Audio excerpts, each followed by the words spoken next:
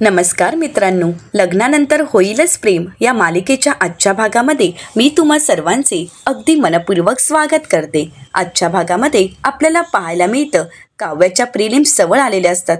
खरं तर त्या उद्यावरच येऊन ठेपलेल्या असतात आणि म्हणूनच काव्या आणि अनिशा अगदी मन लावून अभ्यास करत असतात। काव्या फेऱ्या मारूनच अभ्यास करत असते आणि त्याच वेळी काव्याच्या बुकमधून जीवाची आठवण म्हणून तिच्याकडे असणारी एक वस्तू खाली पडते। आता काव्या ती उचलते तर त्यामागे जीवाने लिहिलेली कविता असते। जीवा त्या कवितेतून व्यक्त होत म्हणालेला असतो, फुलपाखरू वेडं मनाच्या नादी लागून इथे तिथे उडतं, पण कधीतरी थांबून स्वतःचं फूल शोधतं आणि मग सुखाचं नवं पर्व घडतं। आता हे ज्यावेळी काव्या वाचते त्यावेळी मात्र ती पूर्णपणे बिथरून गेलेली असते, कारण जीवासोबतच्या आठवणी तिच्यासमोर पुन्हा एकदा आलेल्या असतात। या आठवणीचा उलगडा पुन्हा एकदा झालेला असतो। काव्या आणि पार्थच्या लग्नानंतर जीवाने ही लिहिलेली कविता असते आणि हे सर्व काही आता काव्याला आठवू लागतं। काव्या आता आपलं बुक तिथेच ठेवते, हातातील ती वस्तू तिथेच ठेवते आणि बाहेर निघून येते। काव्या खूप अस्वस्थ झालेली असते, तिला या सगळ्यामुळे खूप त्रासही होत असतो। आता ज्यावेळी काव्या बाहेर येते त्यावेळी पार्थ काव्याला पाहतो आणि म्हणू लागतो, ओ पिस्करणारी मांजर, अभ्यास सोडून कुठे निघालात? तर काव्या थोडी बिथरलेली असते, तर काव्या चाचपटतच आता पार्थला म्हणू लागते, काही नाही, मी जरा बाहेर आली होती। आता मात्र काव्याला चांगलाच घाम फुटलेला असतो। आता हे दृश्य पाहून नंदिनी काव्याला विचारते, काव्या अगं काय झालंय? काव्या म्हणते, काही नाही, परंतु नंदिनी आणि पार्थ मात्र घाबरून गेलेले असतात। दोघेही काव्याजवळ जातात। नंदिनी काव्याला म्हणते, काव्या अगं काय झालंय, तुला एवढा घाम का फुटलाय?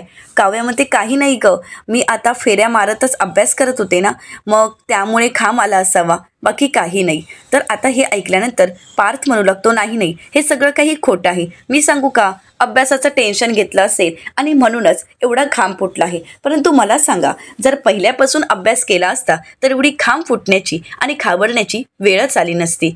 आता मात्र काव्या पार्थकडे पाहू लागते। नंदिनी म्हणते, नाही हा पार्थ, तुम्ही माझ्या बहिणीला असं नाही चिडवू शकत। तर पार्थ म्हणू लागतो, सॉरी। तर आता नंदिनी म्हणू लागते, पण एक आहे मात्र, काव्या आमची नेहमीच अभ्यासाला घाबरते। खरं तर परीक्षा जवळ आली की काव्याची नेहमीच धांदल उडते आणि या सगळ्यामध्ये ती स्वतः मात्र बिथरून जाते।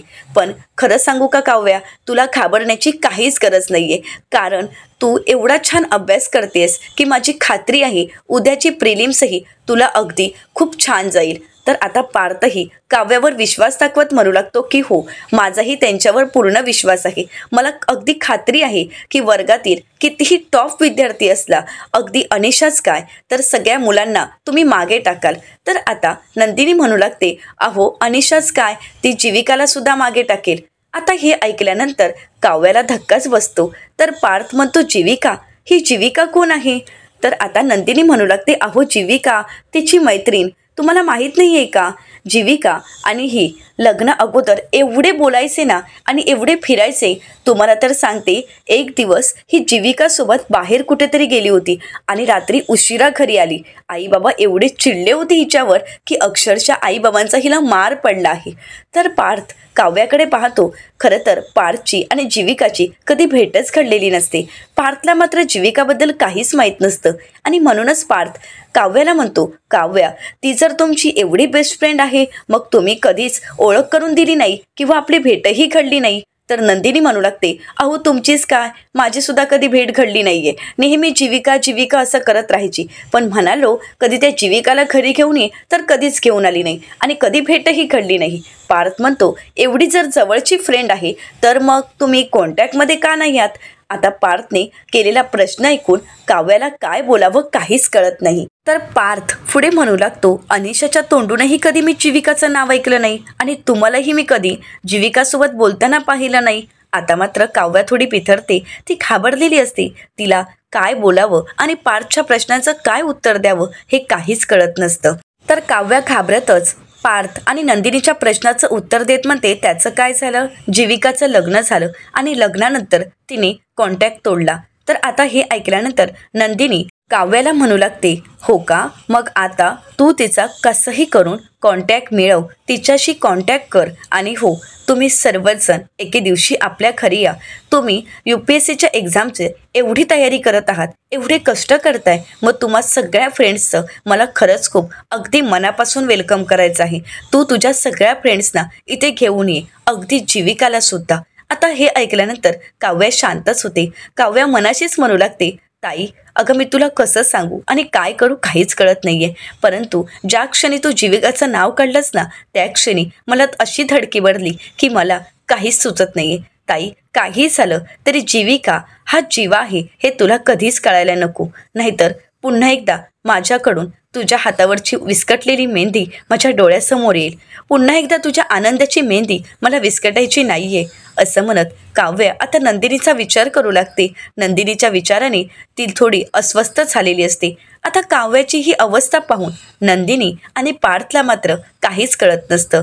पार्थ आता काव्याला विचारतो, काव्या, काय झालंय नक्की, तुम्ही कुठे हरवलात? आता काव्या भानावर येते आणि म्हणू लागते, नाही, ते मी आता जे काही वाचलं, जो काही अभ्यास केला तोच मनात खोळवत होती, बाकी काहीच नाही. पार्थ म्हणतो, बरं ठीक आहे, आता तुम्ही तुमचा अभ्यास करा, मी पांघरून घेतो आणि गेस्ट रूममध्ये झोपण्यासाठी जातो. असं म्हणत आता पार्थ तिथून निघून जातो. तर नंदिनी काव्याला म्हणू लागते, काव्या, आता सगळ्या गोष्टींचा विचार बाजूला ठेवायचा, आता फक्त अभ्यास करायचा आहे. आणि उद्याची परीक्षा, ज्यावेळी तू एक्झाम हॉलमध्ये जाशील त्यावेळी डोक्यात असणारे विचार, डोक्यात असणारी निगेटिव्हिटी हॉलच्या बाहेर ठेवायची. आणि तर त्याचवेळी काव्या वाक्य पूर्ण करत म्हणते, आणि पॉझिटिव्ह विचारांचा हात पकडून हॉलच्या आतमध्ये जायचं. तर आता नंदिनी म्हणते, अजूनही लक्षात आहे? तर आता काव्या म्हणते की हो, प्रत्येक एक्झामच्या वेळी तू देत असलेली कानमंत्र माझ्या कायम लक्षात आहे. नंदिनी म्हणते, हो, अगदी तो तुला लक्षात ठेवावाच लागेल. आणि उद्याची काळजी करू नकोस, उद्या शांत डोक्याने सगळं काही कर, सगळं काही ठीक होईल. माझा तुझ्यावर पूर्ण विश्वास आहे आणि तू केलेल्या अभ्यासावरही, त्यामुळे नको काळजी करूस. तर आता काव्या म्हणू लागते, ताई, तू दिलेला कानमंत्र माझ्या नेहमीच लक्षात असणार, कारण लग्नाच्या अगोदरपासून तू नेहमीच मला मोटिवेट करत आली आहेस, नेहमीच मला तुझा सपोर्ट मिळत आला आहे आणि म्हणूनच मला तुझा कानमंत्र कायम लक्षात राहील. तर नंदिनी म्हणू लागते, काव्या, आता मीच नाही फक्त तुला मोटिवेट करत आहे, तर पार्थही किती मोटिवेट करतायत तुला. अगं, तुझी एवढी काळजी घेत आहेत की ऑफिसचं काम करण्यासाठी ते बाहेरही बसलेत आणि आत्ता तर तुला अभ्यास करायला वेळ मिळावा यासाठी गेस्ट रूममध्ये झोपायला जात आहेत. काव्या, खरंच आजकालच्या जगात असा जोडीदार मिळायला भाग्य लागतं. खरंच काव्या, तू नशीबवान आहेस की पार्थसारखा जोडीदार तुझ्या आयुष्यात आहे. असं म्हणत नंदिनी म्हणते, अरे बापरे, मी सुद्धा काय बोलत राहिली आहे, चल मी येते, पण हो, तू अगदी नीट अभ्यास कर आणि हो, तुला माझ्याकडून उद्याच्या परीक्षेसाठी भरभरून शुभेच्छा. असं म्हणत नंदिनी तिथून निघून जाते. तर नंदिनी तिथून निघून जाताच काव्या म्हणू लागते, खरंच ताई, तू आज अगदी खरं बोललीस. असा बोका नशिबात मिळायला खरंच भाग्य लागतं आणि हा बोका मला अगदी नशिबाने मिळाला आहे. आता पार्थसोबतचं आयुष्य, पार्थसोबतची असणारी साथ काव्यालाही आवडू लागलेली असते. तर दुसरीकडे पाहायला मिळतं, आता पार्थ गेस्ट रूममध्ये जाण्यासाठी आपलं पांघरून नेण्यासाठी आलेला असतो आणि ज्यावेळी पार्थ रूमच्या बाहेर जात असतो त्यावेळी पार्थ जे दृश्य पाहतो त्यावेळी पार्थला काय करावं काहीच कळत नाही, कारण अनिशा झोपी गेलेली असते. अभ्यासासाठी आलेली अनिशा शांत निवांत झोपलेली असते. आता पार्थ अनिशाच्या बाजूला जातो आणि ते दृश्य पाहत असतो. तर त्याचवेळी काव्याही येते. आता काव्याला अनिशाचा राग आलेला असतो, ती अनिशावर चिडणार, परंतु त्याचवेळी पार्थ तिला मोठ्यानेच आपण आवाज करूयात असं सांगतो. आता दोघंही अनिशाच्या दोन्ही बाजूला उभ्या राहतात आणि मोठ्यानेच भाव असा आवाज करतात. आता तो आवाज ऐकून अनिशा एवढी दचकते आणि म्हणू लागते, काय यार, काय करताय तुम्ही, हे दोघेही कसे आहात ना तुम्ही? मी घाबरले ना, केवढी दचकले मी, माझी झोपच उडाली आहे. तर काव्या म्हणू लागते, हो का अनिशा मॅडम, तुमची झोप उडावी यासाठीच तर आमचा हा प्रयत्न होता. आणि हो, तसंही अनिशा मॅडम, तुम्ही अभ्यास करण्यासाठी आलात ना की झोपण्यासाठी आला आहात? तर अनिशा म्हणू लागते, अगं, तुझ्यासारखं जास्त वेळ नाईट करणं मला तरी जमणार नाही आणि ही नाईट आऊट मला अजिबातच जमणार नाही. माझं कसं आहे, मी सकाळी उठून अभ्यास करू शकते, त्यामुळे आता तर मी झोपणारच आहे. काव्या म्हणते, बरं, तुला झोपायचं आहे ना, मग झोप. तर आता पार्थ म्हणू लागतो, बरं ठीक आहे, तुमचं बोलणं चालूच राहू देत, मी आलोच. असं म्हणत पार्थ आता गेस्ट रूममध्ये जात असतो. तर त्याचवेळी काव्या आता अनिशाला म्हणू लागते, अनिशा आता तू झोपणारच आहेस ना, म्हणजे तसंही तू आता अभ्यास तर करणार नाही आहेस ना. तर अनिशा म्हणते नाही. तर आता काव्या म्हणू लागते, मग अनिशा तू एक काम कर, तू गेस्ट रूममध्ये झोपायला जा, पार्थ इथे थांबू शकतात. आता हे ऐकल्यानंतर हे काही काव्याच बोलत आहे यावर पार्थचा विश्वासच बसत नाही. पार्थ अगदी काव्याकडे पाहू लागतो. तर अनिशा अगदी काव्याला म्हणते, वा वा, म्हणजे तू आता मला गेस्ट रूममध्ये पाठवणार का, तर जिजू इथे राहावेत म्हणून. म्हणजे काव्या मला बाहेर घालवण्याचं टेक्निक आत्ता मला लक्षात यायला लागलं आहे. तर अनिशाचं हे बोलणं ऐकून काव्या म्हणू लागते, अनिशा काय बोलतेस तू हे. तर अनिशा म्हणते, हो, परंतु एवढं मात्र खरं, जीजू के प्यार के लिए मैं तो इतना कुर्बानी दे सकती हूँ. आता काव्या अनिशावर चिडते आणि म्हणू लागते, अनिशा आगाऊपणा बसा, आता निघ इथून बरं. अनिशा म्हणते, नाही, मी इथून नाही जाणार. काय करणार आहेस तू, मला इथून कुठेच जायचं नाहीये. तर आता काव्या अनिशाच्या हातात पार्थच्या हातात असणारं ब्लँकेट देत म्हणू लागते, आता इथून निघायचं. असं म्हणत तिने तर आता अनिशाला अक्षरशः रूमच्या बाहेर काढलेलं असतं. आता मात्र हे दृश्य पाहून पार्थला त्याच्या डोळ्यांवरच विश्वास बसत नसतो आणि म्हणूनच पार्थ काव्याच्या समोर उभा राहतो आणि काव्याला प्रश्न करत म्हणतो, तुम्ही नक्की काव्या देशमुखच आहात ना. तर आता काव्या रागानेच पार्थकडे पाहते आणि म्हणू लागते, नाही ज्ञानदा आहे. अहो तुम्ही काय विचारताय, मी काव्या देशमुखच असणार आहे ना, मग तुम्ही असा प्रश्न कसा काय विचारू शकता. तर पार्थ काव्याला म्हणतो, नाही म्हणजे आज मला हा प्रश्न विचारावा लागला, कारण खारुताई जेव्हा जेव्हा आपल्या घरी राहायला आल्यात तेव्हा तेव्हा त्या याच रूममध्ये तुमच्यासोबत राहायच्या, परंतु आज चक्क तुम्ही त्यांना गेस्ट रूममध्ये पाठवले आणि मला इथे थांबायला सांगितलं. नाहीतर या ज्यावेळी राहायला यायच्या त्यावेळी नेहमी मी गेस्ट रूममध्येच असायचो आणि आज तुमच्यामध्ये एवढा बदल. काव्या म्हणते, काही प्रॉब्लेम आहे का तुम्हाला.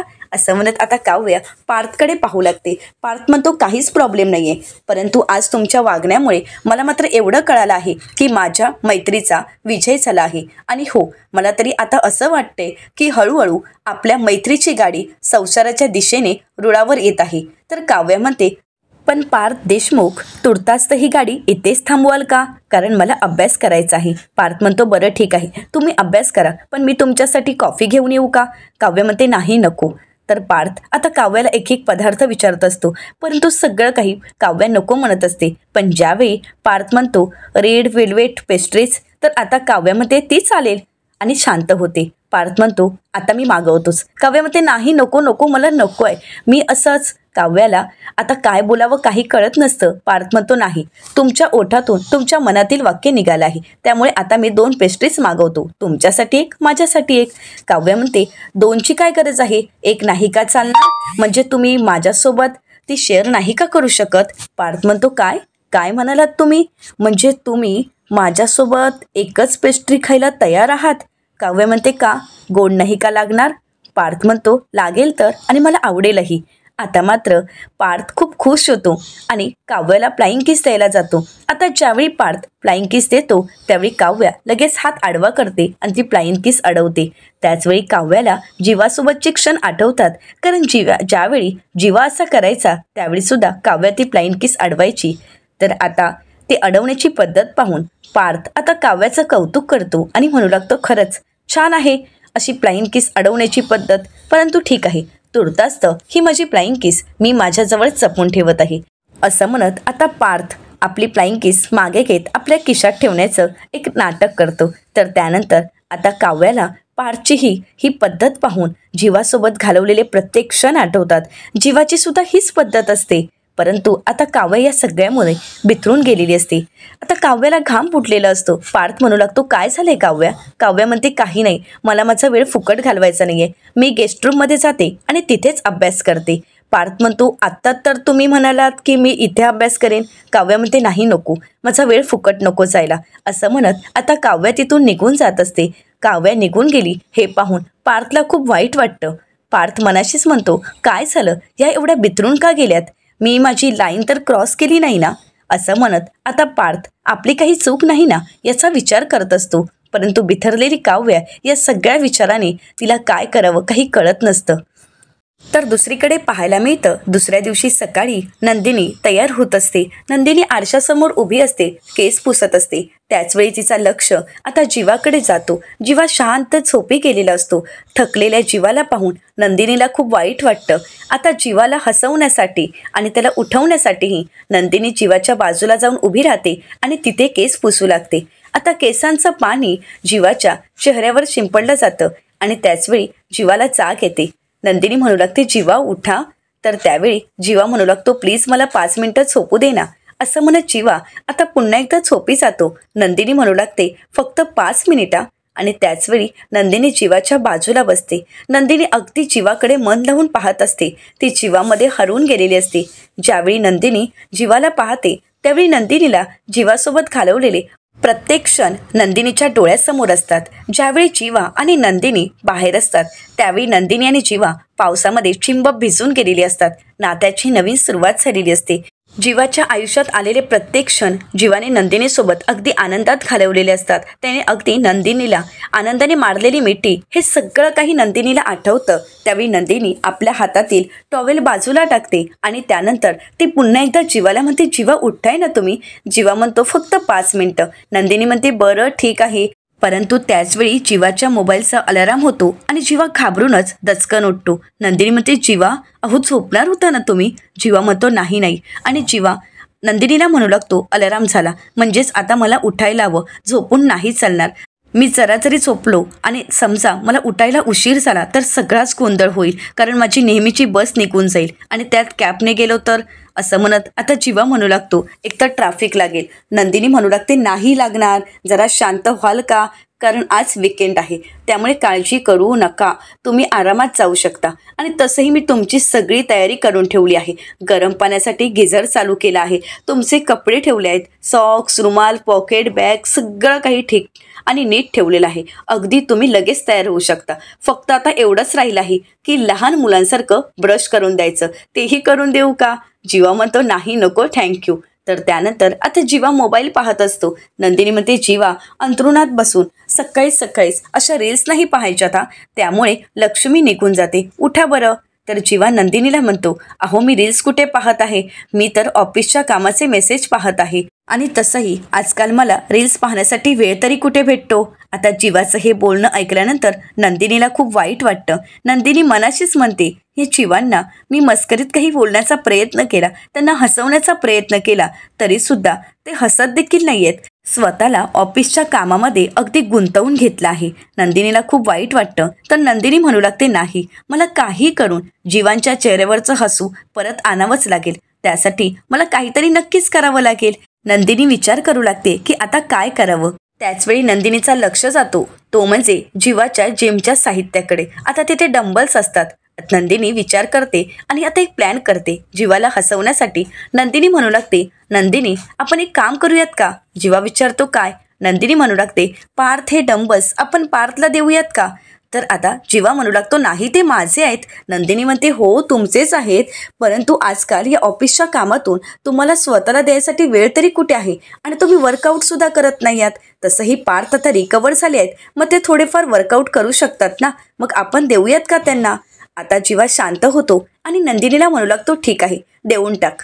आता जीवाचं हे नॉर्मल बोलणं आणि त्याच्या चेहऱ्यावरचं हरवलेलं हसू पाहून नंदिनी म्हणू लागते, अरे हे काय, मी तर जीवांना हसवण्यासाठी, ते रिॲक्ट व्हावेत यासाठी मी प्रयत्न करते, पण ते तर काहीच रिॲक्ट झाले नाही आहेत, काय करू मी आता. असं म्हणत नंदिनी जीवाकडे पाहते आणि पुढे जीवाला हसवण्यासाठी काय प्लॅन करता येईल याचा विचार करू लागते. नंदिनी विचार करते आणि म्हणू लागते, आहे आता एक कल्पना तर आहे, मी जर यांना शाब्दिक चिमटा काढला तर नक्कीच यांच्यातील आधीचा जीवा बाहेर येऊ शकतो. असा विचार करत आता नंदिनी पुन्हा एकदा जीवाला हसवण्यासाठी प्रयत्न करायचा ठरवते.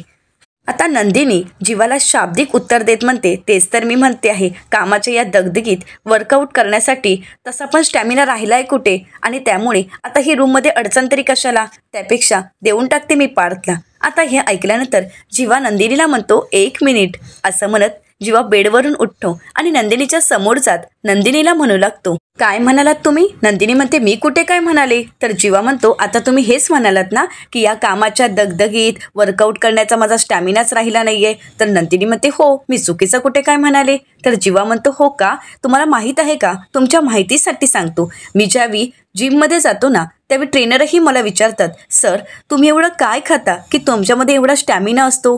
तुझ्या माहितीसाठी सांगतोय.